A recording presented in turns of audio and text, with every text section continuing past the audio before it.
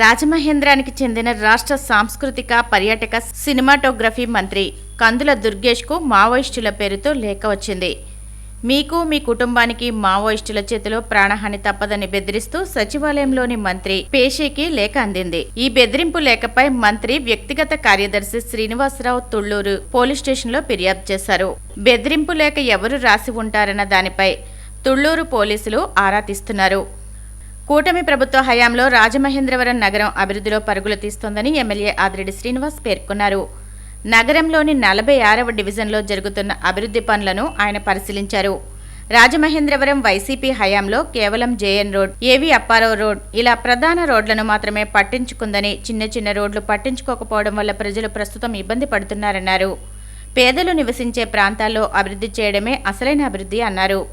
గత పాలకులు ప్రచారం కోసం పనులు చేస్తే తాము ప్రజా అవసరాలు గుర్తించి ఆ మేరకు అభివృద్ధి పనులు చేయడం జరుగుతోందన్నారు. గతంలో వైసీపీ తరపున ఎంపీగా నెగ్గిన వ్యక్తి తన సొంత వార్డులో ఉన్న వీరేశలింగం గృహం గురించి పట్టించుకోకపోవడం శోచనీయమని ఎమ్మెల్యే వాస్ విమర్శించారు. మహాశివరాత్రి పర్వదినం రోజున ప్రధాన ఇతర రహదారులపై అన్నదానం, ఇతర వితరణల కోసం టెంట్ల ఏర్పాట్లు చేసే దాతలు పోలీస్ శాఖ నుంచి తప్పనిసరిగా ముందస్తు అనుమతి తీసుకోవాలని రాజమహేంద్రవరం నగరపాలక సంస్థ కమిషనర్ రాహుల్ మీనా స్పష్టం చేశారు. అన్న సంతర్పణ కేంద్రాలను మ్యాప్లో సూచించిన ప్రాంతాల్లోనే ఏర్పాటు చేయాలని, భోజనం కోసం ఉపయోగించిన ప్లేట్లు, గ్లాసులు, ఇతర వ్యర్థాలను ఖచ్చితంగా డస్ట్బిన్లలోనే వేయవలసిందిగా పేర్కొన్నారు. తద్వారా తిన్న ప్లేట్లు రోడ్ల పక్కన, సైడ్ కాలువల్లో పడవేయకుండా ఆ ప్రాంతాల్లో పారిశుద్ధ్యాన్ని కాపాడిన వారవుతామని, తద్వారా క్లీన్ రాజమహేంద్రవరంలో భాగస్వాములు కావాలని విజ్ఞప్తి చేశారు. నిబంధనలు అతిక్రమించిన వారిపై చట్ట ప్రకారం తగు చర్యలు తీసుకోవడం జరుగుతుందని హెచ్చరించారు.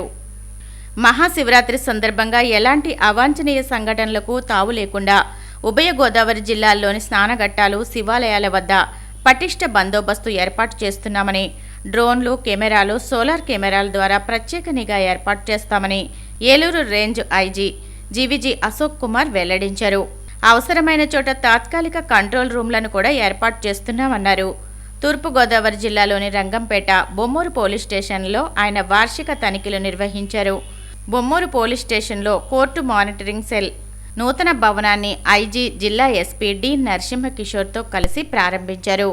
ఈ సందర్భంగా ఆయన మాట్లాడుతూ తూర్పుగోదావరి జిల్లా వ్యాప్తంగా మాదక ద్రవ్యాల నిర్మూలనకు కఠిన చర్యలు తీసుకుంటున్నామని, దీనిలో భాగంగానే విశ్వసనీయ సమాచారం మేరకు కొవ్వూరు పట్టణ పోలీస్ స్టేషన్ పరిధిలో డ్రగ్స్ రవాణా చేస్తున్న కొంతమందిని అదుపులోకి తీసుకోవడం జరిగిందని తెలియజేశారు. జిల్లా వ్యాప్తంగా ఇప్పటి వరకు 19 మందిపై ఎన్డీపీఎస్ చట్టాన్ని అమలు చేశామన్నారు.